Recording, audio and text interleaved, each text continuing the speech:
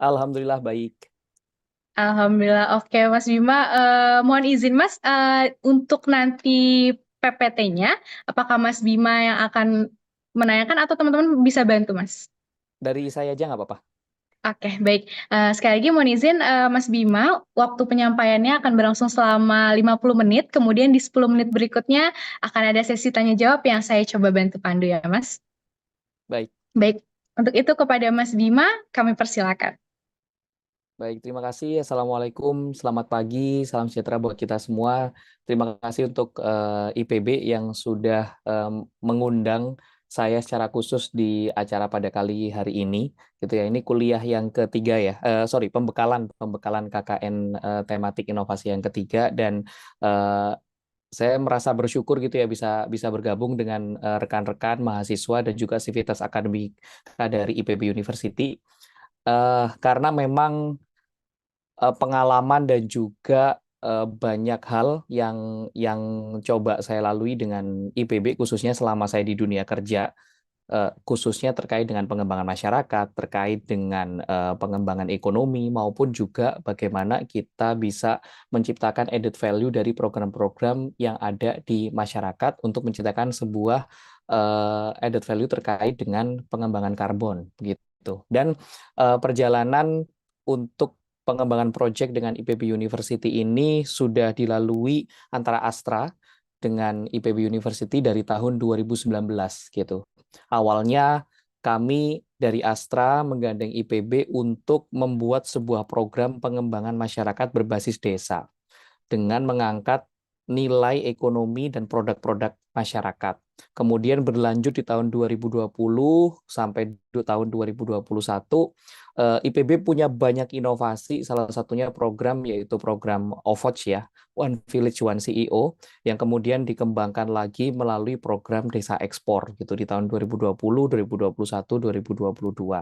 Dan semangat dari Bapak Ibu para akademisi di IPB, para expert di IPB ternyata juga membuahkan hasil ketika Astra ingin berkontribusi terhadap pencapaian nationally determined contribution Indonesia gitu. Di mana Astra sebagai warga usaha bangsa gitu ya, kami juga ingin berkontribusi terhadap pencapaian penurunan emisi yang ada di Indonesia karena kami adalah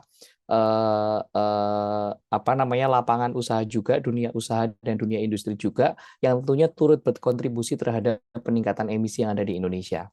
Dan dari Bapak Ibu Profesor yang ada di IPB juga banyak memberikan advice-advice kepada kami sehingga terciptalah proyek atau pengembangan proyek dari pemberdayaan masyarakat menjadi proyek hutan karbon produktif gitu ya di area perhutanan sosial dan hutan rakyat.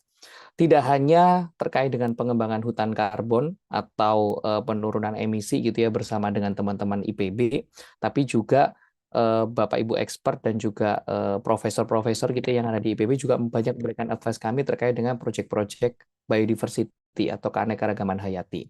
Artinya memang kolaborasi yang telah dijalin cukup lama antara Astra dengan IPB khususnya untuk program-program di bidang environment dan juga sosial memberikan dampak yang luar biasa untuk masyarakat dan juga untuk grup Astra.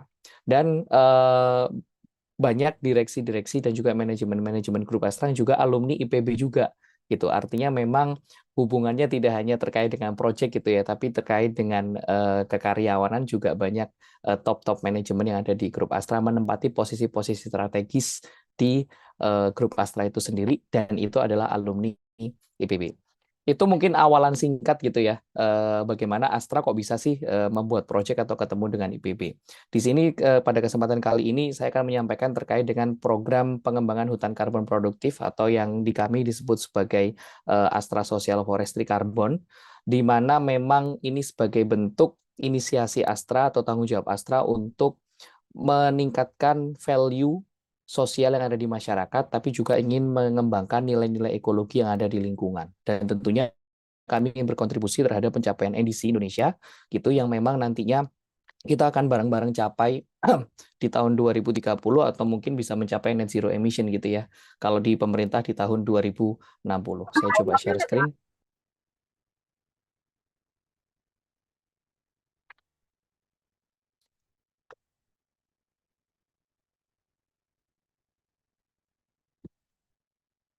Baik. Astra Social Forestry Carbon Project tentunya ini berkolaborasi dengan IPB University dan kami juga menggandeng beberapa institusi ya di bawah IPB University, baik itu di Fakultas Kehutanan dan Ilmu Lingkungan, dan juga tentunya dari Direktorat Pengembangan Masyarakat Agromaritim di bawah komando Pak Handian nih gitu. Pak Handian banyak banget bantu terkait dengan proyek-proyek selama saya gitu ya berkecimpung. Dulunya saya di bagian CSR, terus kemudian pindah ke bagian dekarbonisasi, dan tentunya banyak didukung juga oleh para expert dan juga Bapak Ibu akademisi dari IPB University. Sekilas terkait dengan Astra gitu, mungkin teman-teman mahasiswa dan sivitas akademika di IPB University sendiri tahunya bahwa Astra adalah perusahaan otomotif, tapi beyond daripada itu bahwa memang Astra mengawal 7 lini bisnis gitu. Jadi terkait dengan otomotif, kami punya beberapa produk yaitu seperti Toyota, Daihatsu, Isuzu, Honda roda 2 itu di bawah Astra. Kemudian ada financial services. Kalau misalnya teman-teman tahu Astra Garda Auto, asuransi Astra gitu ya, atau Viv Group. Nah, itu merupakan bagian dari Astra juga. Kemudian ada di bidang heavy equipment, mining, construction and energy. Itu salah satunya kami punya tambang, kontraktor pertambangan juga ada, dan kami sekarang fokus kepada bisnis renewable energy gitu ya, atau bisnis pertambangan non coal juga gitu, di mana di akhir tahun 2023 Astra mengakuisisi proyek geothermal yang ada di Sumatera Selatan. Terus kemudian kami juga ada pertambangan emas, dan juga kita punya perusahaan yang fokus di bidang renewable energy, yaitu pembangkit dari hydro dan juga dari solar PV seperti itu. Lalu lini bisnis yang keempat adalah agribisnis. Nah, ini mungkin relate banget dengan teman-teman IPB University ya. Mungkin banyak alumni juga yang berkecimpung di lini bisnis Astra yang ini, yaitu di bidang perkebunan sawit di area Sumatera, Kalimantan, dan juga Sulawesi. Lini bisnis yang kelima yaitu infrastruktur dan logistik. Kami punya jalan tol, mungkin hampir sebagian tol Trans Jawa itu adalah joint venture atau konsesi dari Astra ya, mulai dari tol Tangerang Merak hingga tol Malang Pandaan gitu, termasuk Cipali, termasuk Transmarga Jateng Semarang Solo, termasuk juga Jombang Mojokerto dan lain-lain.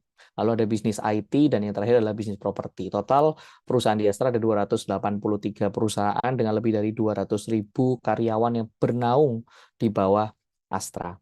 Karena jumlah portofolio bisnis yang cukup diverse dan cukup besar gitu ya, kami memikirkan bahwa terkait dengan sustainability perusahaan perlu dipikirkan tidak hanya untuk hari ini tapi untuk masa depan Indonesia juga gitu. Karena ketika Astra ingin bisnisnya berkelanjutan, tentunya kita harus memikirkan bagaimana lingkungan sekitar kita, masyarakat sekitar kita juga bisa sejahtera bareng-bareng bersama dengan Astra. Akhirnya di tahun 2022, Astra meluncurkan Astra Sustainability Aspiration untuk tahun 2030, di mana terdapat 10 poin, di mana 5 poinnya itu adalah relate dengan fokus yaitu di bidang pengelolaan lingkungan berkelanjutan. Salah satunya adalah pengurangan emisi gas rumah kaca untuk skop 1 dan skop 2 sebesar 30% di tahun 2030, dan juga salah satunya adalah community development gitu ya. Nah, dari penurunan emisi gas rumah kaca ini dan juga pemberdayaan masyarakat, kami coba tarik benang merahnya, di mana ada salah satu aktivitas yang memang menjadi prioritas atau high flyer program, yaitu penanaman 3 juta pohon. Nah, penanaman 3 juta pohon ini akhirnya kami coba buatkan proyeknya yang kira-kira bisa men-tackle isu-isu yang ada di isu-isu climate action maupun isu-isu yang ada di Indonesia seperti itu. Sampai tahun 2023 sendiri, Astra itu sudah menanam kurang lebih di 576.000 pohon yang memang didevelop di area perhutanan sosial dengan model agroforestry. Dan kenapa sih kok kita memilih di area perhutanan sosial dan juga modelnya agroforestry? Tentunya ini berkaca pada proyek-proyek yang memang sudah pernah dijalankan oleh Astra di tahun-tahun sebelumnya bersama dengan IPB University juga gitu. Jadi karena di tahun 2019 kami punya proyek pengembangan masyarakat berbasis desa, di mana dari sekian ribu desa yang coba dibina dari tahun 2019 sampai sekarang, ternyata ada beberapa desa loh yang masyarakatnya itu melakukan praktek-praktek pengelolaan berkelanjutan melalui penanaman pohon, melalui pengelolaan lingkungan yang berkelanjutan gitu. Dari beberapa area tersebut kita coba diskusikan dengan teman-teman IPB University. Kira-kira proyek apa ya yang cocok untuk men-tackle isu climate change atau mungkin isu terkait dengan mitigasi perubahan iklim yang bisa dilakukan oleh Astra. Gitu. Akhirnya kita melakukan proyek yaitu hutan karbon produktif di mana masyarakat menanam, tapi masyarakat tidak hanya menanam ujungnya, tapi juga memanen. Gitu. Memanen ini ada dua konteks. Panen hasil hutan bukan kayunya bisa dimanfaatkan oleh masyarakat full, dan tentunya untuk klaim karbonnya bisa diutilisasi oleh Astra ke depannya dalam jangka waktu yang panjang. Artinya punya dua sisi ya, itu satu poin, satu koin, di mana koinnya adalah masyarakat bisa meningkatkan added value ekonomi yang ada di area mereka melalui tanaman-tanaman komoditas atau tanaman-tanaman buah produktif yang bisa dipanen dalam jangka waktu 3 tahun atau mungkin 5 tahun, 10 tahun, dan itu continue. Dan yang kedua koinnya adalah Astra bisa mengklaim karbon dari hasil penanaman pohon tersebut untuk men-tackle emisi internal grup Astra itu sendiri. Gitu. Jadi di sini memang fokusnya adalah Astra ingin menurunkan emisi grup Astra selain melalui teknologi base tapi juga melalui nature base. Perlu diketahui juga untuk rekan-rekan mahasiswa dan juga Bapak Ibu Sivitas Akademika juga bahwa memang untuk men-tackle isu dekarbonisasi yang ada di dunia gitu ya, atau mungkin di perusahaan-perusahaan di Indonesia, kita perlu tahu terlebih dahulu terkait dengan hierarki dekarbonisasi yang memang bisa dilakukan atau biasanya dilakukan di institusi-institusi, baik itu di perusahaan, di kampus, atau mungkin di rumah tangga, dan lain-lain. Pertama, terkait dengan kita harus melakukan konservasi terlebih dahulu, khususnya energi ya, energy conservation. Setelah kita melakukan konservasi, baru kita melakukan efisiensi. Setelah kita melakukan efisiensi, baru kita melakukan proses renewable energy.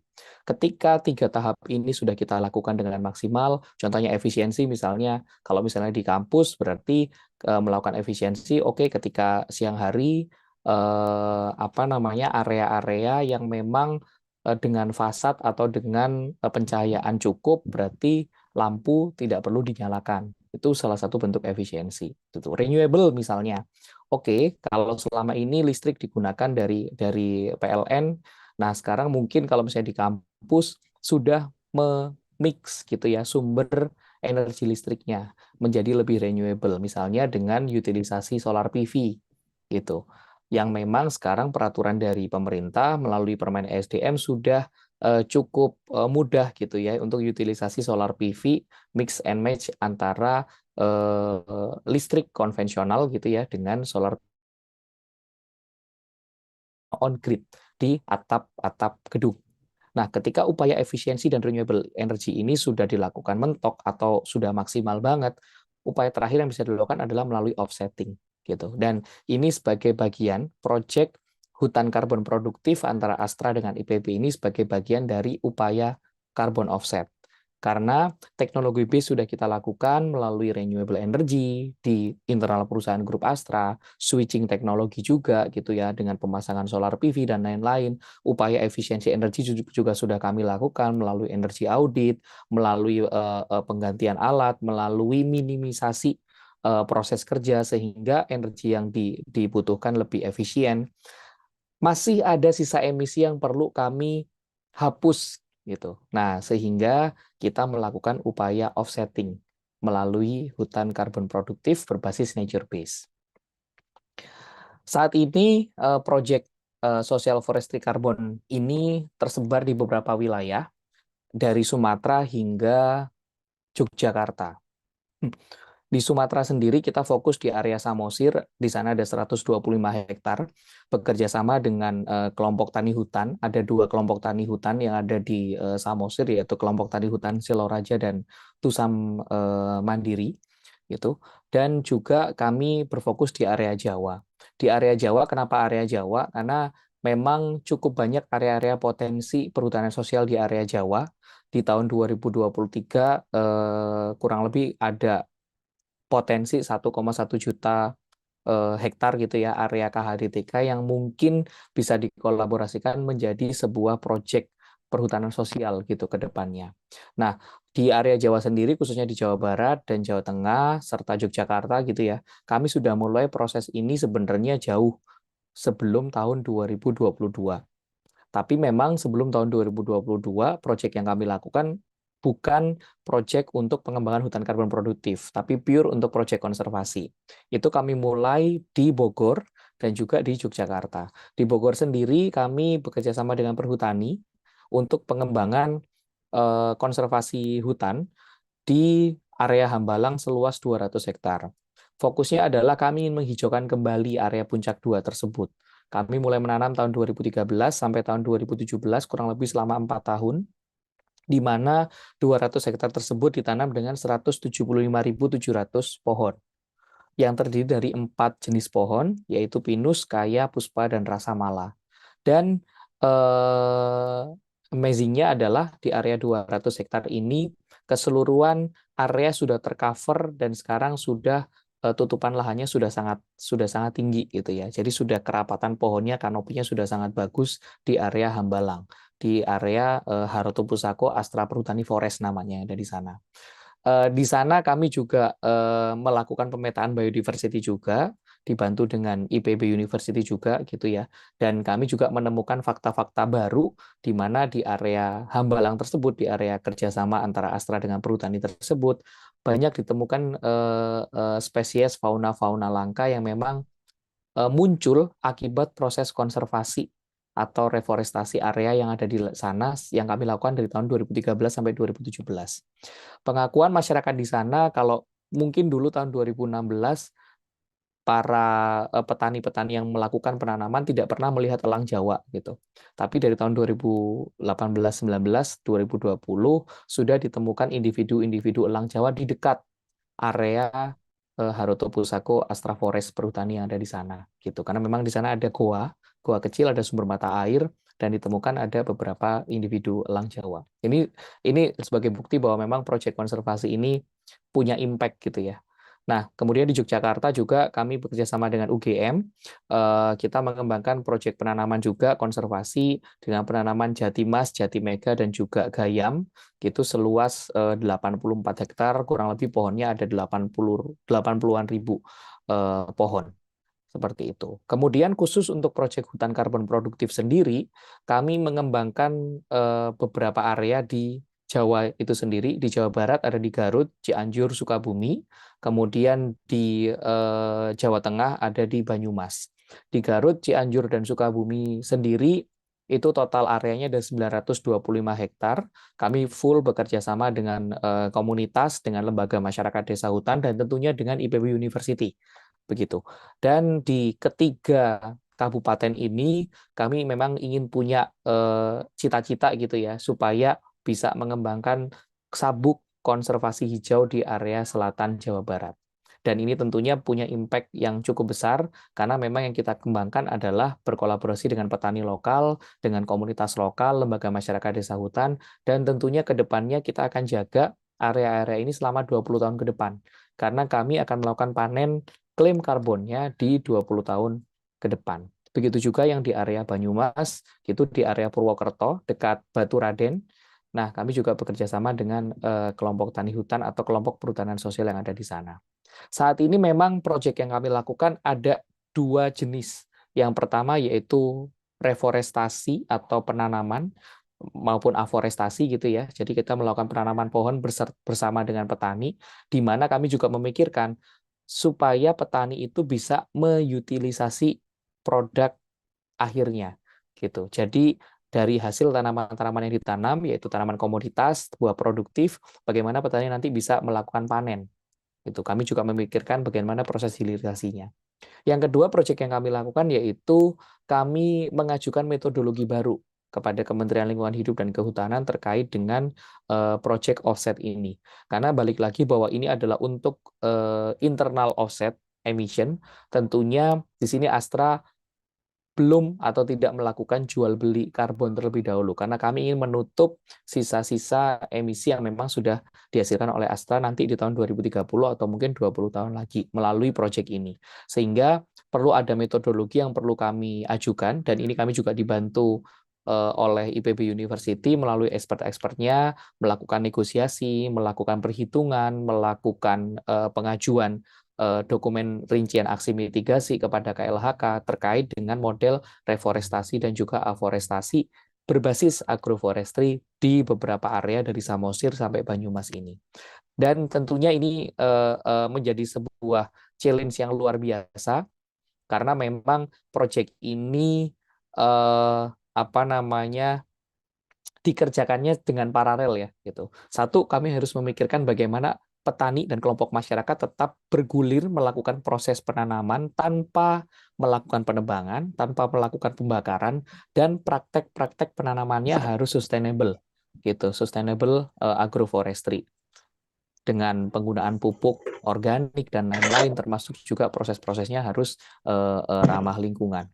Dan yang kedua di sisi lain berbasis saintifik gitu ya, karena dengan dukungan teman-teman IPB University kami bisa mendapatkan pola-pola riset pengembangan hutan karbon yang memang nanti akan dijadikan sebagai sebuah metodologi baru gitu.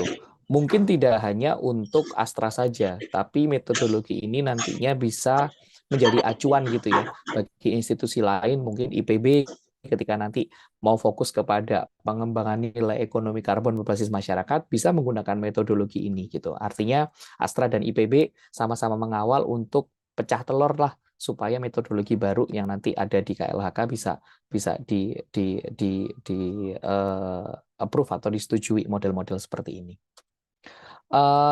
Tadi seperti yang saya sampaikan bahwa memang proyek yang kami lakukan ada dua gitu ya. Satu, memang yang kami lakukan adalah kami harus melakukan proyek scientific base-nya terlebih dahulu.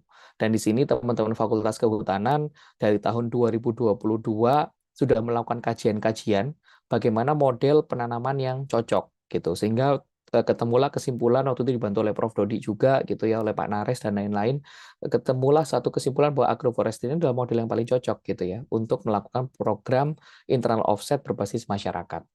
Selain itu, di sepanjang tahun 2023 kami juga melakukan diskusi, negosiasi dan juga ajuan kajian metodologi terkait dengan program hutan karbon produktif ini gitu, sehingga kami mengajukan metode reforestasi dan aforestasi sebagai bagian dari pengembangan hutan karbon produktif ini kepada Kementerian Lingkungan Hidup dan Kehutanan. Dan hopefully semoga nanti dalam 1 tahun ke depan mungkin ya di tahun 2024 atau 2025 nanti metodologi kami bisa di-approve oleh KLHK untuk keperluan internal offsetting kami. Dan tentunya ini juga mendukung NDC dan juga mendukung pengembangan nilai ekonomi karbon gitu karena kami akan mendaftarkan itu kepada SRN. Di SRN nanti kita memang ingin mengikuti alurnya bagaimana kami mendapatkan sertifikat apresiasi sampai sertifikat pengurangan emisi gas rumah kaca. Di sisi lain kami juga melakukan upaya koordinasi dan kolaborasi tidak hanya dengan pemerintah, akademisi yaitu IPB University tapi juga dengan komunitas. Nah, ini cukup challenging juga gitu, karena bagaimana meyakinkan masyarakat untuk melakukan upaya-upaya penanaman yang ramah lingkungan. Seperti itu. Karena ketika kita bicara karbon kepada masyarakat atau kepada petani, isunya sekarang udah sangat gencar banget. Karena isunya kadang-kadang tidak 100% dipahami oleh masyarakat yang ada di lapangan, yang ada di bawah. Nah, dengan adanya IPB, ini menjadi penjembatan kami gitu ya untuk bisa menjelaskan lebih jauh terkait dengan proyek Astra ini. Karena pasti ketika kami menjelaskan ke masyarakat bahwa ini adalah proyeknya untuk karbon, masyarakat mungkin ada yang pro, ada yang skeptis. Gitu. Skeptisnya bagaimana? Karena isu karbon ini kan sekarang sudah liar ya, artinya sudah cukup banyak digaung-gaungkan di sosial media atau mungkin di media yang lain gitu. Nah, masyarakat pasti punya analisa-analisa tersendiri, hipotesa-hipotesa tersendiri gitu. Ketika nanti ini jadi project karbon, berarti Astra akan jualan karbon. Ketika Astra jualan karbon, berarti Astra akan ngambil untung dong dari masyarakat. Gitu. Nah, kami mencoba menjelaskan bahwa Astra ini dunia industri loh, Astra dunia usaha yang memang punya dalam tanda kutip hutang emisi. Hutang itu yang harus kami bayar. Kami tidak bisa melakukan pembayaran hutang emisi hanya dengan merubah teknologi-teknologi yang ada di industri Astra. Atau ya udah kami tidak melakukan operasional bisnis. Nah, kalau tidak melakukan operasional bisnis berarti akan ada PHK besar-besaran gitu. Atau kami akan jual aset-aset yang tidak ramah lingkungan, tidak seperti itu juga gitu. Karena memang kita harus mempertahankan nilai ekonomi dan nilai ekologi juga. Di sisi lain yang memang kami coba kuatkan adalah bagaimana upaya yang sudah kami lakukan melalui konservasi, efisiensi dan renewable energy itu tetap dimaksimalkan, tetapi yang memang sudah tidak bisa dilakukan melalui ketiga upaya tersebut kami tutup dengan offset emission ini gitu. Artinya memang apa yang dilakukan masyarakat dengan dibantu oleh Astra dan nantinya akan dilakukan perhitungan oleh IPB itu akan punya dampak baik untuk masyarakat juga dari segi ekonomi. Astra tidak akan ngambil hasil hutan bukan kayunya dalam bentuk tanaman kopinya mungkin atau tanaman buah produktifnya. Kemudian Astra akan bikin satu perusahaan kopi besar, nggak kayak gitu. Tapi Astra hanya meminta tolong area ini dijaga sampai 20 tahun ke depan. Kemudian area tersebut akan dijadikan sebagai area klaim karbonnya Astra di 20 tahun ke depan. Seperti itu.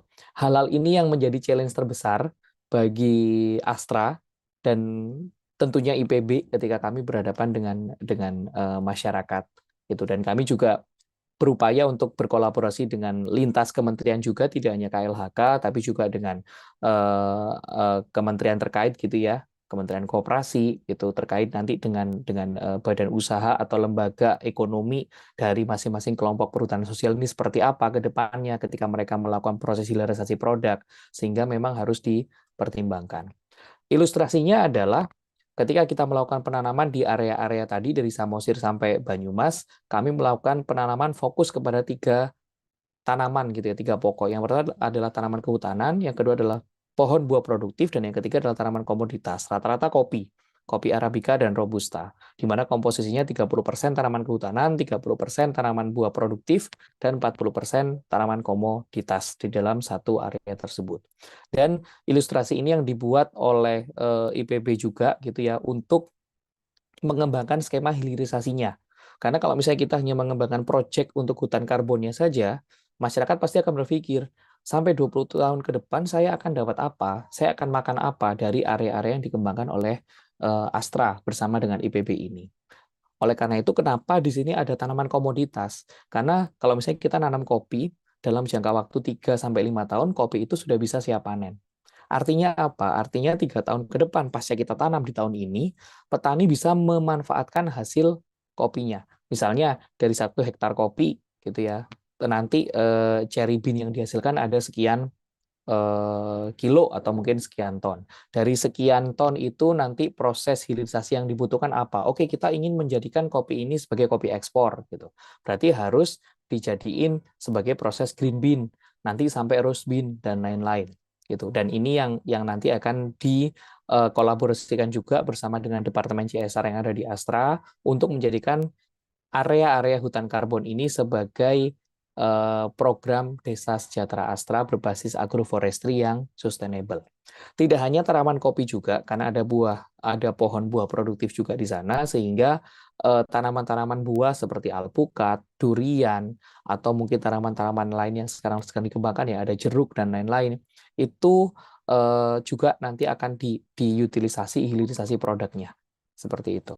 Karena memang jaringan IPB juga cukup luas, dan channel dari Astra bersama dengan komunitas dan kementerian-kementerian, baik itu di Kementerian Perdagangan, Kementerian Koperasi maupun Kementerian Desa, kita juga cukup kuat juga untuk menghandle proses downstream dari produk-produk di area hutan karbon produktif ini. Ini adalah beberapa contoh before after program penanaman yang kami lakukan. Ini kami ambil dari Garut dan Banyumas. Garut mungkin banyak ini ya, apa namanya, cerita uniknya gitu. Karena kami melakukan penanaman di tahun 2022, kemudian 2023 ada isu El Nino, sehingga saat isu El Nino ini kami cukup struggling untuk memaintain pertumbuhan tanaman di sana. Kita tahu bahwa struktur tanah di area Garut tidak datar 100%, tapi berbukit-bukit. Kebutuhan air juga challenging di sana, sehingga di sini Astra dan IPB mencoba untuk membuat embung-embung serapan air gitu ya, embung-embung untuk retention pond. Jadi tiap 2 hektar kami membangun embung, tiap 2 hektar kami membangun embung. Tujuannya apa? Kami ingin memaintain bahwa kita pengen 2022 ketika masyarakat tanam, 2024 masyarakat itu siap panen. Karena kalau misalnya kita biarkan isu El Nino dibiarkan aja gitu ya, udah nanti nunggu hujan lah gitu. Tanaman-tanaman kopi, alpukat yang ada di sana nunggu hujan. Pasti produk tanamannya nggak akan tumbuh dengan baik gitu. Sehingga challenge terbesar kami di tahun 2023 kemarin, kita harus membangun ketersediaan air gitu ya, sepanjang area-area Garut dan juga Banyumas. Beberapa dokumentasi itu yang sedang kami kerjakan untuk area Garut, Banyumas, Samosir, dan lain-lain. Dan memang terbukti tanaman-tanamannya juga tumbuh dengan baik.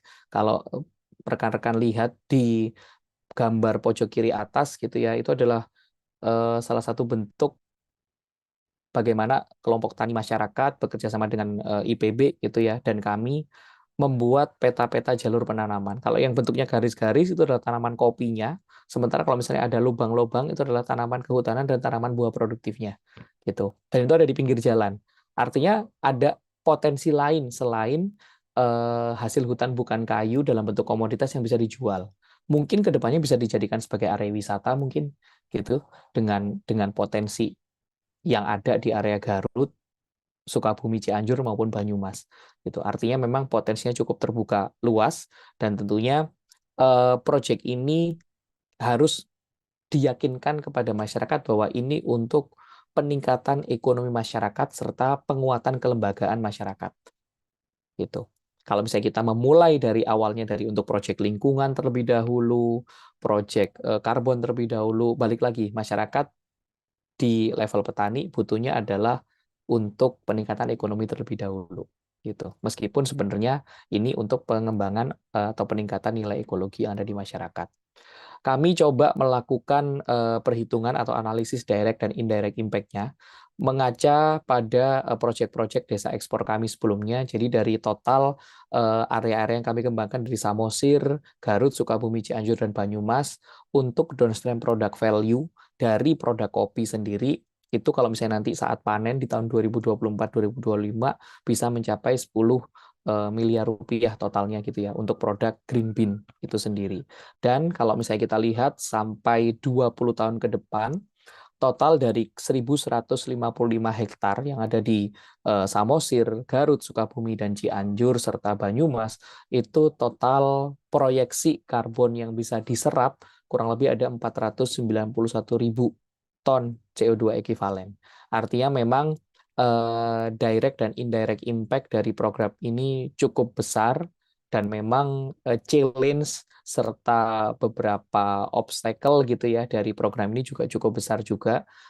Astra sendiri bergerak ke masyarakat juga nggak bisa, IPB University sendiri bergerak ke masyarakat juga tentunya nggak optimal, makanya memang kolaborasi trihelix ini ya antara Astra, yaitu dunia usaha, IPB sebagai dunia akademisi, dan juga masyarakat gitu ya sebagai apa namanya, penerima manfaat, tentunya punya kekuatan yang cukup besar untuk menciptakan impact yang lebih besar, stimultan impact yang lebih besar. Tidak hanya terkait dengan peningkatan nilai ekonomi, tapi juga untuk peningkatan nilai ekologi yang ada di area tersebut. Kurang lebih itu yang bisa saya sampaikan. Terakhir, tentunya untuk men-tackle isu-isu climate change yang ada di dunia global maupun yang ada di Indonesia, kita harus punya suatu aksi yang berbeda gitu, suatu aksi yang tidak biasa saja. Artinya mulai sekarang kita sebagai warga bangsa gitu ya, bareng-bareng dengan perannya masing-masing, kami yang ada di dunia usaha, dunia industri, rekan-rekan IPB University yang ada di dunia akademisi, rekan-rekan mahasiswa sebagai agent of change, dan juga iron stock dari bangsa ini, tentunya punya kesempatan yang sama untuk menciptakan sebuah climate action untuk kehidupan Indonesia dan kehidupan bumi yang lebih baik. Terima kasih. Wassalamualaikum warahmatullahi wabarakatuh. Waalaikumsalam warahmatullahi wabarakatuh. Terima kasih kepada Mas Bima. Mohon izin Mas Bima, biasanya kuliah pembekalan KKN ini kita teman-teman lebih senang interaksi menggunakan Slido. Jadi, oh ini udah ada yang bertanya. Perkenalkan, saya Putri Aulia dari Biologi 58. Izin bertanya, tadi kan sudah disampaikan banyak proyek-proyek yang dikerjakan Astra untuk mencapai keberlanjutan, baik aspek ekonomi maupun lingkungannya. Mulai dari forestry model untuk removal karbon, namun saya melihat cenderung mengarah kepada konservasi darat. Apakah Astra memiliki proyek yang mengarah pada tumbuhan-tumbuhan marin, namun seperti lamun yang punya potensi penyerapan CO2, atau barangkali Astra telah memiliki plan ke arah sana untuk mengarahkan pada segi ecological impact. Itu yang pertama. Kemudian bagaimana Astra memonitoring bahwa proses agroforestry ini dapat tetap berjalan dan sustain, serta bagaimana hilirisasi produk pertanian dari agroforestry terjamin ke konsumen tetap memperhatikan kesejahteraan petani. Oh, jadi ada 3 pertanyaan ya Mas ya. Silakan Mas. Baik, terima kasih. Saat ini memang fokus kami baru di terestrial ya, untuk marin atau untuk pesisir memang secara project riset science-nya memang belum dilakukan, tapi activity project-nya sudah dilakukan. Contohnya adalah kami melalui anak perusahaan, contohnya di Yayasan Astra Honda Motor, terus habis itu teman-teman di Astra Financial, teman-teman di Astra Auto Parts Group, teman-teman Astra Agro, teman-teman di UT Group, United Tractors Group, itu banyak yang melakukan project-project penanaman mangrove gitu ya. Baik itu di pesisir utara Jawa, di Sulawesi Barat, di Kalimantan Selatan maupun di Bali dan juga di Sumatera juga ada gitu. Jadi ada beberapa wilayah yang memang menjadi fokus. Nah, proyek penanaman mangrove ini memang kami jadikan sebagai proyek konservasi dan juga proyek sosial dulu, gitu. Karena kami memang belum fokus mulai riset. Tapi sebenarnya ini sudah menjadi isu di kami gitu. Di akhir tahun 2023 kemarin kami juga diskusi dengan teman-teman Fahutan IPB dan DPMA IPB bagaimana isu blue carbon ini bisa kita kawal bareng-bareng. Kalau misalnya teman-teman tahu isu blue carbon ini sebenarnya masih abu-abu. Secara regulasi, secara metodologi belum ada di Indonesia. Apakah blue carbon ini akan dikawal oleh Kementerian Kelautan dan Perikanan ataukah oleh KLHK gitu. Dan bagaimana kita bisa mengawal isu-isu blue carbon supaya bisa menjadi internal offset emission bagi sebuah institusi, perusahaan mungkin atau mungkin institusi yang lain. Itu. Artinya apa? Rencana untuk riset blue carbon sudah ada. Tapi secara activity terkait dengan penanaman non-terestrial, misalnya di mangrove, atau mungkin di area konservasi yang ada di laut, gitu ya, kami sudah melakukan. Sejak tahun 2012, kalau nggak salah ya. Gitu. Jadi penanaman pohon terestrial kami mulai tahun 2008, melalui program Saka Sapu, satu karyawan, satu pohon. Kemudian di tahun 2010-2012 kami mulai untuk program penanaman mangrove. Jadi sudah cukup lama. Lalu terkait dengan pertanyaan kedua, bagaimana memonitoring bahwa proses agroforestry ini tetap berjalan dan sustain. Di sini kami memang bekerja sama tidak hanya Astra IPB dengan satu komunitas, tapi kami bekerja sama dengan berpuluh-puluh komunitas gitu ya. Komunitasnya apa saja? Ada lembaga masyarakat desa hutan, ada kelompok tani hutan dan lain-lain. Astra punya sistem manajemen di mana kami mengedepankan PDCA, Plan Do Check Action, dan setiap 3 bulan sekali kami melakukan monitoring. Baik itu monitoring yang sifatnya adalah report monitoring maupun visit. Nah, contohnya saat ini mungkin ada beberapa rekan-rekan IPB yang kami libatkan juga gitu ya untuk melakukan visit ke Samosir. Gitu, untuk melakukan visit bagaimana progres penanaman dan kesesuaian antara penanaman dengan target, realisasi dengan target di penanaman kami yang ada di Samosir yang ada di sana.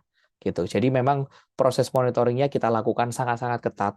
Ketika memang ada miss di lapangan, contohnya kayak tadi, 2023 kita nggak memprediksi akan ada El Nino. 2023 kita memprediksi bahwa proses penanaman bisa dilakukan sesuai dengan timeline yang sudah dijadwalkan. Tapi apa, ketika ada El Nino, sumber air tidak ada, terus kemudian juga kalau misalnya kita paksakan tanam nanti tumbuhan akan kerdil, sehingga kita melakukan mitigasi plan. Mitigasinya adalah kita membuat embung-embung terlebih dahulu di sana. Gitu. Nah, itu sebagai bentuk bahwa monitoring kami berjalan dengan lancar. Nyambung ke pertanyaan ketiga terkait bagaimana hilirisasi produknya supaya nanti terjamin sampai ke konsumen. Kami sudah punya track record atau success story di tahun 2021-2022, di mana kita mengembangkan program desa ekspor. Pertama kali yang kami ekspor adalah produk-produk komoditas berbasis hasil hutan bukan kayu.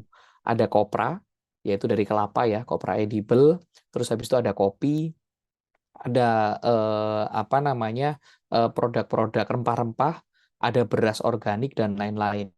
Nah, keempat produk awal yang pernah kita ekspor pertama kali ini sebagai bentuk bahwa kita punya jaringan yang cukup baik, kita punya networking yang cukup baik, baik dengan government maupun dengan buyer yang ada di luar negeri, dan ini bisa kita jadikan sebagai value chain yang cukup baik gitu. Kalau yang kemarin mereka beli produk-produk kopi, produk-produk rempah-rempah dari area-area yang memang belum di branding sebagai program sustainable forest gitu ya. Nah, yang sekarang nanti tugas Astra dan IPB adalah membranding itu, memberikan value atau story bahwa kopi ini dari area hutan karbon produktif loh. Yang tentunya ketika buyer beli kopi ini, beli green bean ini, itu sama dengan turut berkontribusi untuk menurunkan emisi sekian.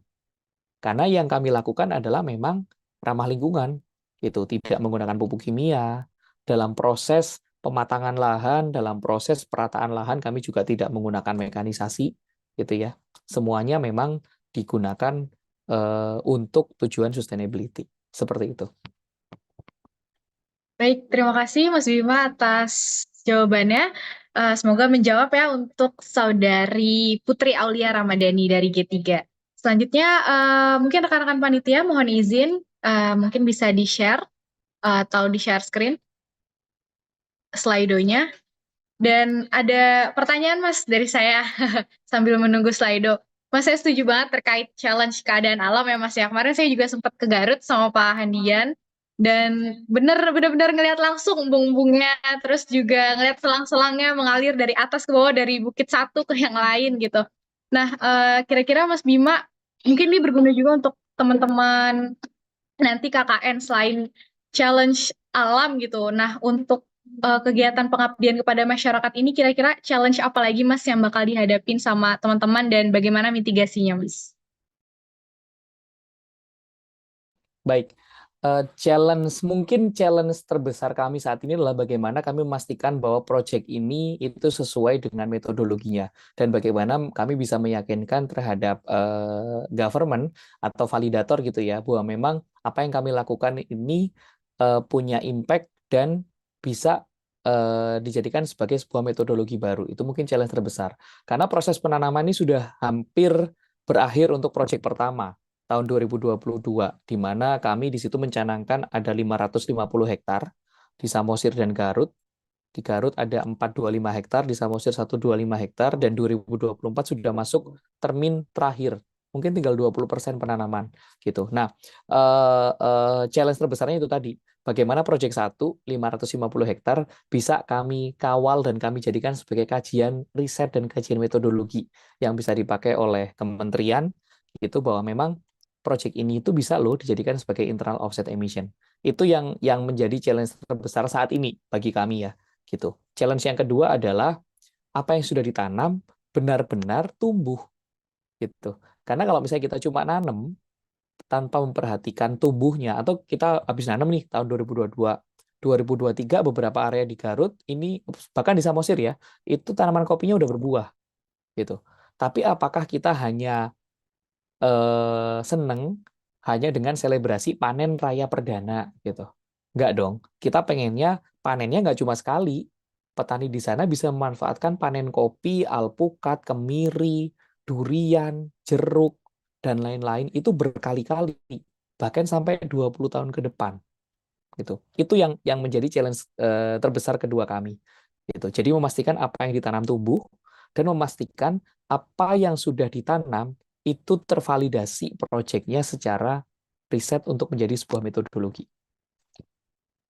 Baik, Mas, izin berarti program ini tuh nggak cuman penerapan riset ya, Mas, tapi juga berbicara terkait long term ya, Mas ya?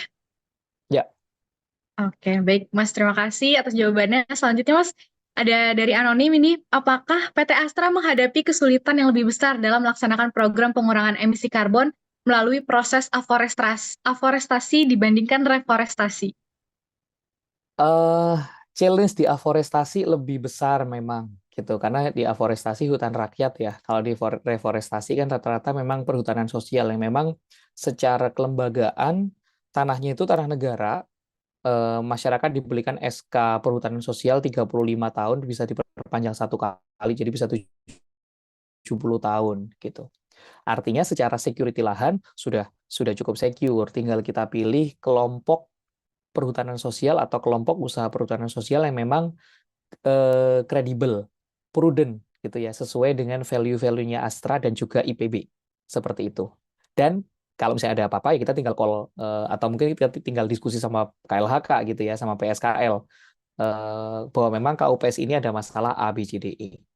Kalau afforestasi karena hutan rakyat, status lahannya itu kan tidak hanya punya kebanyakan punyanya masyarakat gitu. Sehingga ini lebih challenging. Bagaimana kami meyakinkan satu pemilik lahan dengan pemilik lahan yang lain, misalnya ini ada hutan rakyat, ada hutan desa dan lain-lain supaya mereka bisa berkumpul dalam satu wadah, dalam tanda kutip konsorsium gitu. Yuk Bapak-bapak yang punya lahan A, B, C, D, E, luasnya ada 300 hektar. Tapi mungkin di 300 hektar itu ada 10 orang, masing-masing punya 30 hektaran misalnya, kayak gitu. Nah, kita kan harus meyakinkan 10 kepala ini supaya sama-sama mau mengerjakan proyek hutan karbon. Supaya supaya sama-sama mau yang kita tanam adalah kopi, yang kita tanam adalah alpukat, durian, yang kita tanam adalah tanaman kehutanan, entah suren, puspa, rasa mala dan lain-lain gitu.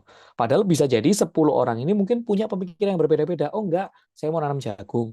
Oh enggak, saya mau nanam singkong gitu ya. Oh enggak, saya mau nanamnya sengon gitu yang memang 3 tahun atau 5 tahun panen, tebang 3 tahun panen.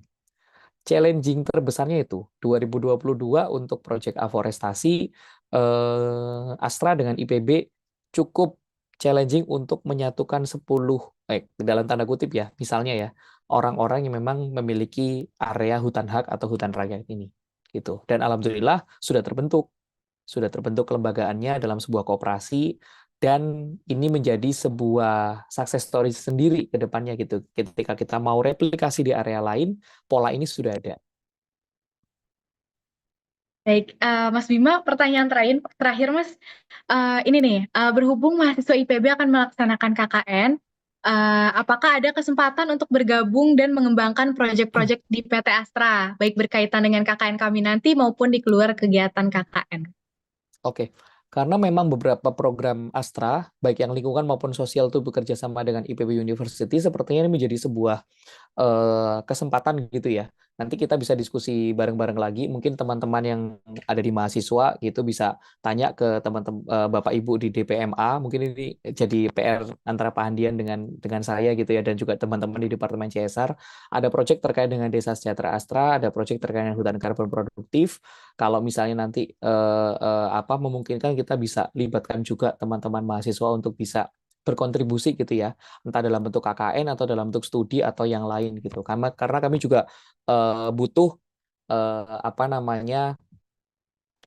insight-insight masukan dari rekan-rekan mahasiswa dan tentunya juga ke depannya kalau misalnya memang rekan-rekan mahasiswa udah lulus gitu ya, ada keinginan untuk berkontribusi, berkolaborasi dalam bentuk oke, saya mau deh kolaborasi sama Astra untuk pengembangan hutan karbon. Saya punya lahan nih, bekerja sama dengan petani. Saya sebagai off-taker sekaligus fasilitatornya. Kenapa enggak? Gitu. Itu kan sebagai opportunity green job yang baru itu ke depannya. Oke, baik Mas Bima, terima kasih banyak Mas. Izin menambahkan juga dari Silvicultur tahun kemarin mengadakan program bagi-bagi bibit Mas. Jadi 1.000 bibit mungkin untuk satu desa, dan teman-teman mungkin kalau misalkan nanti mau melaksanakan program seperti satu desa 1.000 bibit, bisa menghubungi Departemen Silvicultur dan juga bisa koordinasi dengan teman-teman DPMA supaya nanti teman-teman bisa melaksanakan pengabdian masyarakat dengan enak, DPMA dapat klaim pengabdian masyarakatnya, dan Astra juga dapat klaim karbonnya ya Mas ya. Ya, Benar-benar. nah, benar sekali teman-teman. Jadi jangan lupa untuk selalu kolaborasi dan koordinasi ya dengan teman-teman DPMA ataupun lembaga-lembaga lain. Mungkin Mas untuk sesi karbon sampai di sini dulu, Mas. Terima kasih banyak, Mas Bima, atas kesediaannya pagi hari ini telah bersedia sharing-sharing bareng teman-teman. Mas, terima kasih banyak. Terima kasih Mbak Fiona dan teman-teman. Terima kasih. Mohon izin, Mas Bima, mungkin sebelum meninggalkan Zoom meeting, kita foto bersama terlebih dahulu ya, Mas ya. Boleh. Baik, rekan-rekan sekalian, dimohon untuk dapat mengaktifkan fitur kameranya, karena kita akan melakukan sesi dokumentasi, dan sesi dokumentasi ini juga akan menjadi validasi ketika teman-teman nanti melakukan sesi presensi. Jadi harapannya muka teman-teman terpampang oleh panitia. Oke, kita masih tunggu sampai 9.53 mungkin. Wah, ada yang di lapang juga ini. M. Kevin Nova lagi di lapang ya kayaknya. Oke, teman-teman dari panitia mungkin bisa dibantu screenshot dan saya coba bantu pandu. Untuk slide pertama, 1, 2, 3. Slide kedua, 1, 2, 3. Oke, tahan. Slide ketiga, 1, 2. Itu yang bawa motor hati-hati. 1, 2, 3. Kemudian masih tahan. Untuk slide-slide berikutnya akan di screenshot mandiri oleh teman-teman panitia. Mas Bima, sekali lagi terima kasih banyak Mas. Saya boleh nitip 3 pesan buat teman-teman mahasiswa gitu ya. Boleh Mas. Jadi teman-teman mahasiswa mumpung sekarang mau fokus KKN dan nanti mungkin masuk ke dunia kerja gitu ya, fokus ke 3C gitu. 1 adaptasi, 2 kolaborasi, ketiga inovasi gitu. Pas banget dengan tema KKN-nya, yaitu KKN tematik inovasi. Jadi 3C ini bisa jadi bekal teman-teman untuk di dunia masyarakat, di dunia kerja, maupun nanti ketika teman-teman ingin mengembangkan diri untuk mencapai pencapaian aktualisasi diri yang lebih baik ke depannya. Siap. Terima kasih banyak sekali lagi. Dan apabila Mas Bima masih ada kegiatan di luar KKN, kami persilakan untuk meninggalkan Zoom meeting, Mas. Terima kasih, Mas.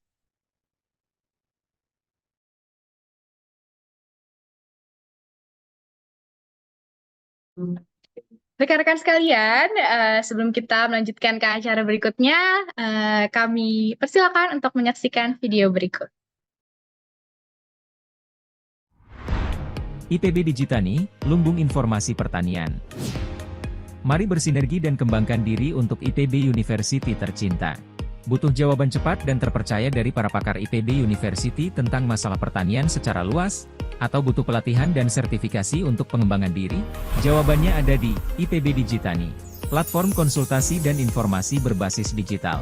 IPB Digitani hadir dengan 2 platform, yaitu aplikasi IPB Digitani dan website IPB Digitani. Di sini kita bisa berkonsultasi langsung dengan para pakar pertanian, perikanan, dan peternakan IPB University untuk mendapatkan solusi dari masalah yang ada. Unduh aplikasi mobile kami di Play Store dan App Store. Dan kunjungi website IPB Digitani sekarang. IPB University, menjawab pertanyaan Anda.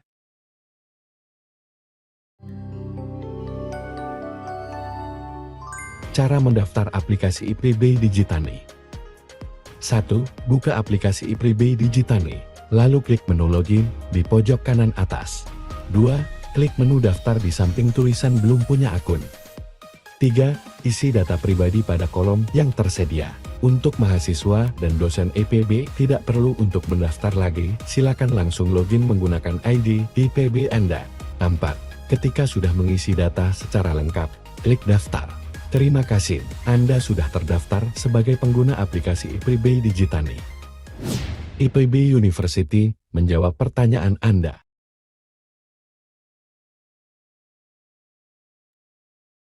Baik, rekan-rekan sekalian, selanjutnya kita akan mendengarkan materi yang kedua, yaitu materi terkait K3.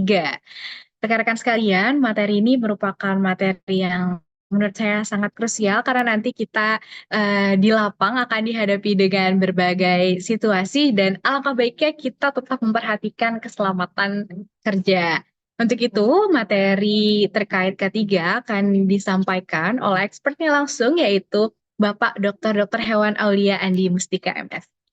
Dan Bapak Aulia ini juga merupakan dosen di Sekolah Kedokteran Hewan dan Biomedis sekaligus Kepala Bidang K3 Kantor Manajemen Risiko IPB.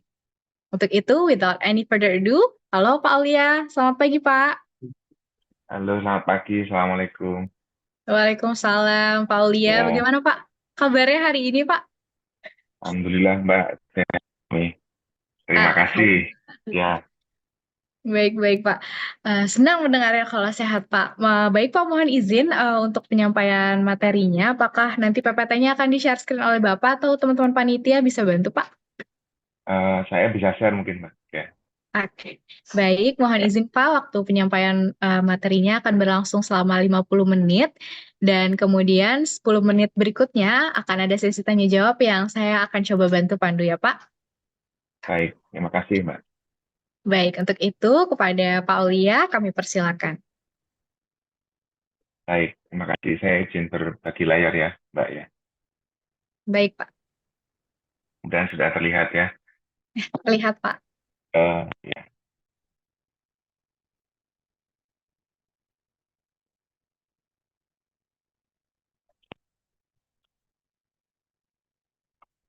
Baik, terima kasih. Assalamualaikum warahmatullahi wabarakatuh.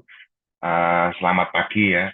Yang saya hormati Bapak Direktur Pengembangan Agro Maritim, kemudian ada Bapak narasumber ya, kalau masih ada di ruang Zoom ini, tadi ada Mas Bima ya, sudah mempresentasikan dengan sangat baik dan sangat lengkap saya rasa ya terkait dengan peran Astra ya terhadap lingkungan ya. Kalau melihat yang disampaikan ya berhubungan dengan lingkungan, terutama untuk perbaikan lingkungan kita, ini juga salah satu aspek dari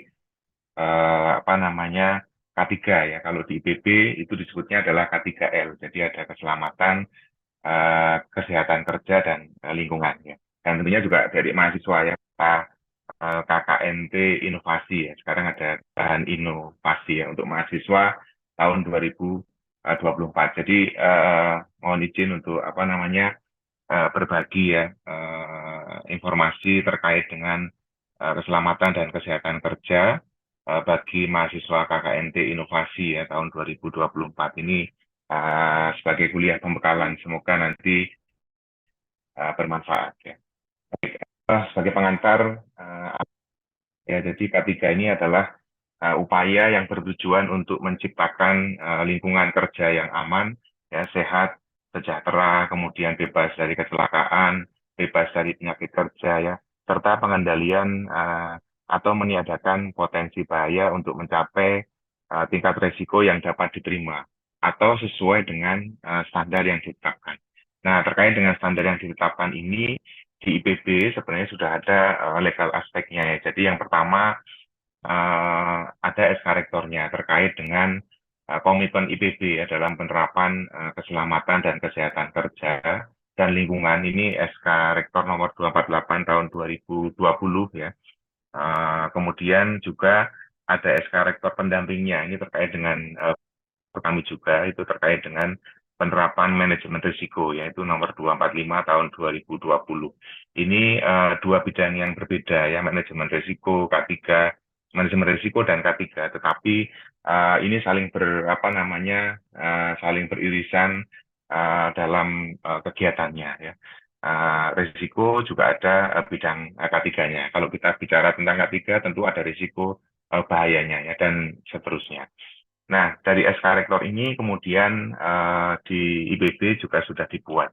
Ini adik-adik mahasiswa bisa akses ya, monggo nanti di webnya kami di kantor manajemen risiko.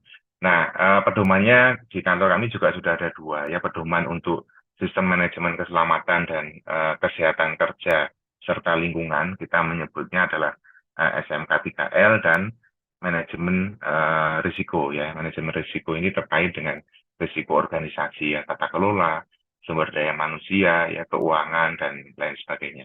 Nah, kita fokus ke pedoman sistem manajemen keselamatan dan kesehatan kerja serta lingkungan. Kita menyebutnya adalah SMK 3L. Ini disusun tahun 2020. Ya, isinya sifatnya adalah SMK 3L umum ya. Jadi membahas terkait dengan manajemen K3 ya, apa itu K3, bidang-bidang K3 itu apa saja. Nanti sebagian besar yang akan kita bahas pada kesempatan pagi ini ya. Kemudian manajemen lingkungan kerja ini juga nanti terkait dengan psikososial, bagaimana menciptakan lingkungan yang aman juga ya. Kemudian ada manajemen tanggap darurat. Ini terkait dengan bagaimana kita mengantisipasi adanya bahaya ya atau bencana, misalnya yang tidak terduga ya, gempa bumi, kemudian banjir ya, kebakaran dan lain sebagainya. Ini yang tidak terduga yang kita antisipasi dampaknya supaya tidak meluas. Ya, kemudian ada manajemen keamanan, ketertiban, transportasi. Ini di kita juga masih membutuhkan konsen yang cukup tinggi ya untuk mengantisipasi risiko K3 akibat kegiatan ini. Dan terakhir adalah manajemen biorisiko. Kalau biorisiko ini terkait dengan agen-agen biologis ya. Ini kemarin banyak kita terapkan pada saat pandemi wabah COVID-19 ya. Nah, setelah ini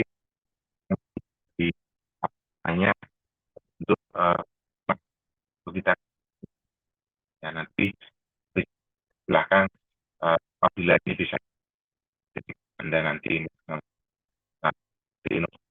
itu apa mana bagaimana kita mengidentifikasi penilaian jadi kita jadi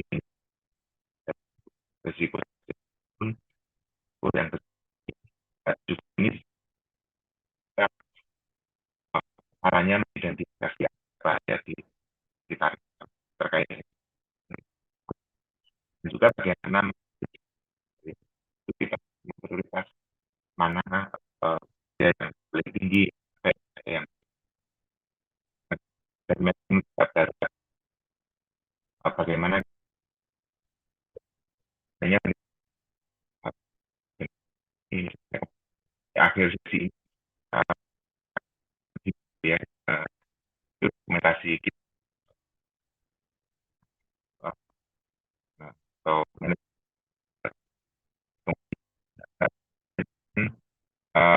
apa ya ada sumber informasikan untuk mengelola sampah ini yaitu di DUI ya, Direktorat Umum dan Infrastruktur, itu adanya di Taman Semangat ya. Mungkin ada sih kalau olahraganya sampai jauh ya ke belakang itu di dekat Bio Farmaka ya, di kandang ayam ke bawah lagi sampai mau mentok itu ada sebelah kiri namanya Taman Semangat. Di Taman Semangat itu dikelola banyak jenis sampah ya. Yang pertama ada sampah organik, jadi sampah sisa makanan ketika ada aktivitas ya, baik dendik, mahasiswa dan lain sebagainya, itu yang sampahnya dikelola dikirim ke Taman Semangat. Di sana dipilah ya, sampah organik misalnya, termasuk juga sampah-sampah kalau pagi kalau Anda lihat ya ada bapak-bapak yang nyapu ya.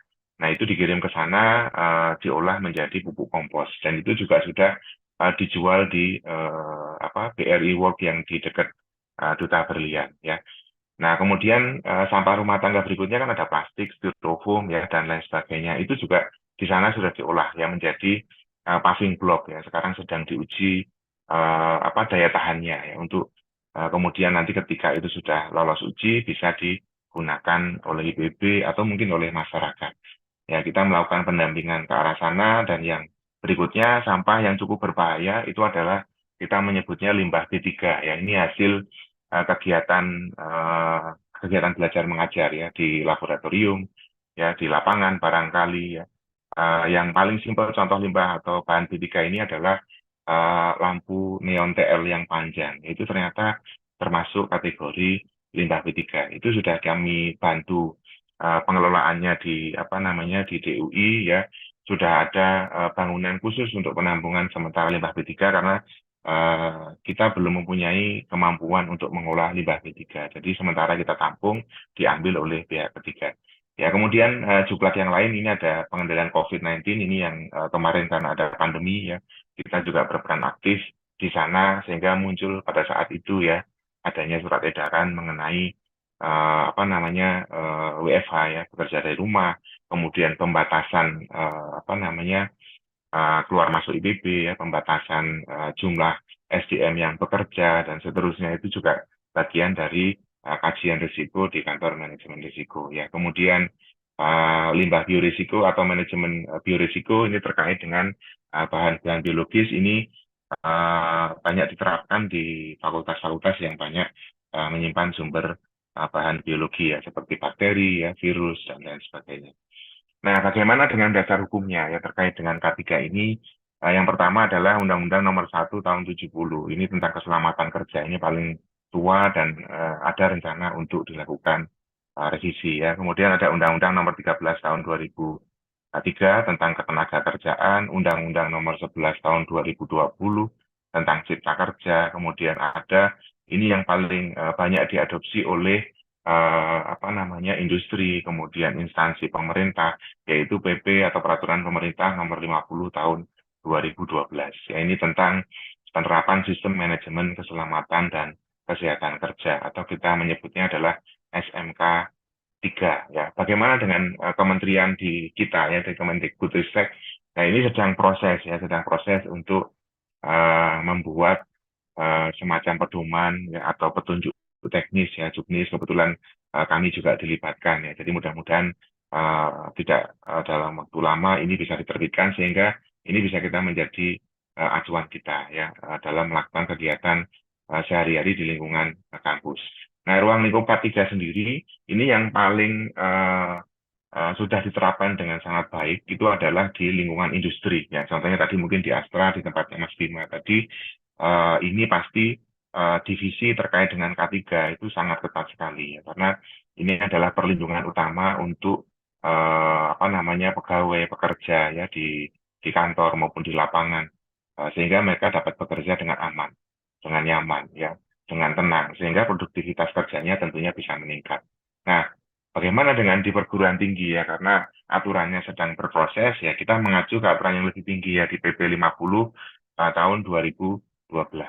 Nah, kita tahu bahwa di perguruan tinggi ini kan variasinya sangat tinggi ya. Kita lihat dari segi misalnya fakultas ya. Fakultas ini ya di IPB saja banyak ya, bidang atau multidisiplin ilmu. Ya ada FMIPA yang banyak bergerak misalnya kalau kimia ya dengan bahan kimia, biologi dengan agen biologi misalnya ya, statistik dengan komputer atau statistik atau ilkom dengan bahan komputer.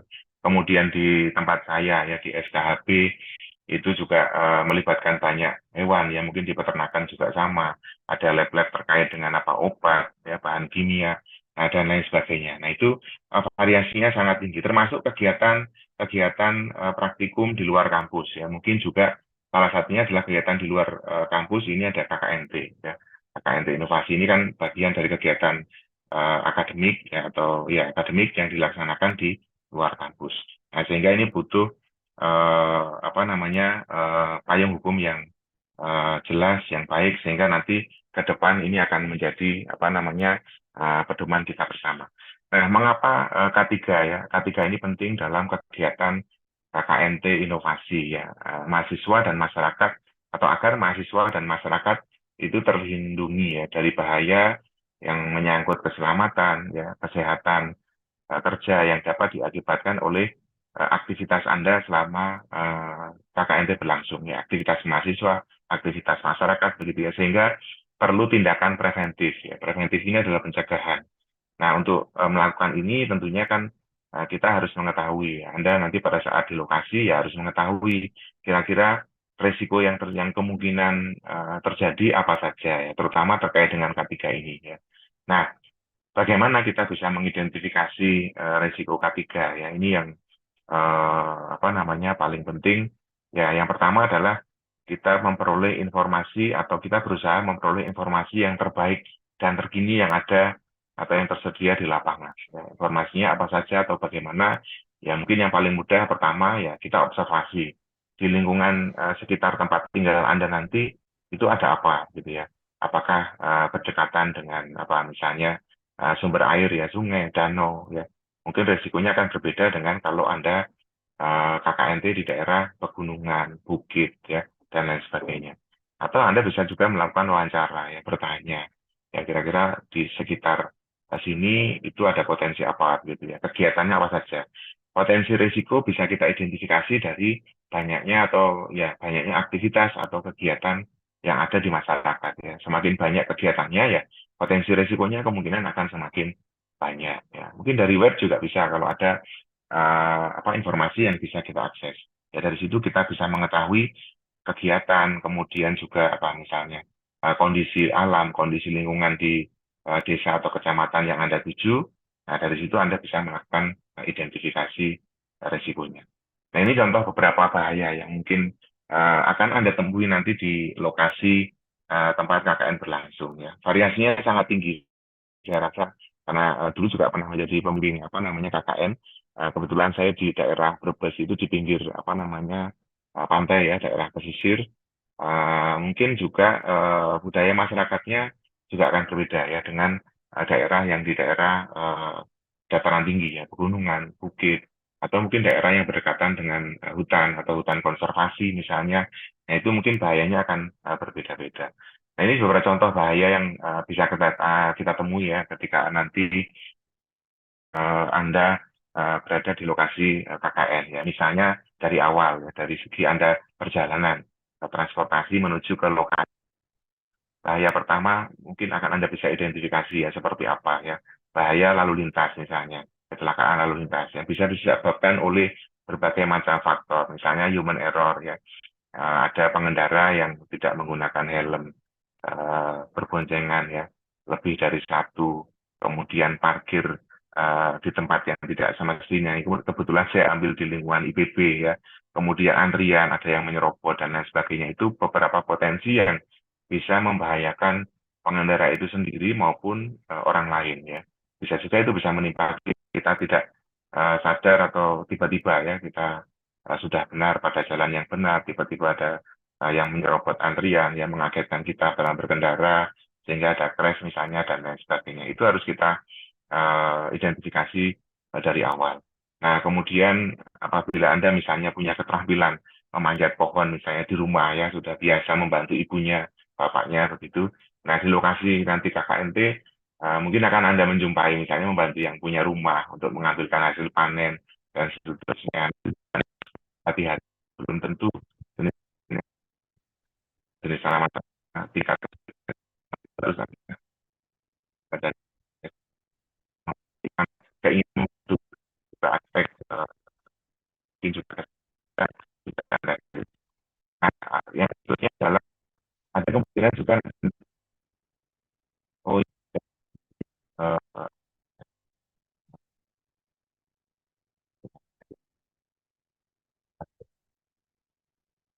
itu kan ya tinggi apa itu ini awal itu tidak tahu ya Pak, punten Pak, kemudian mohon izin tadi suaranya putus-putus Pak. ya ya Masih putus-putus sih Pak. ya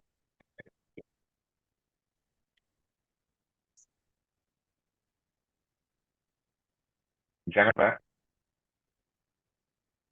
Halo.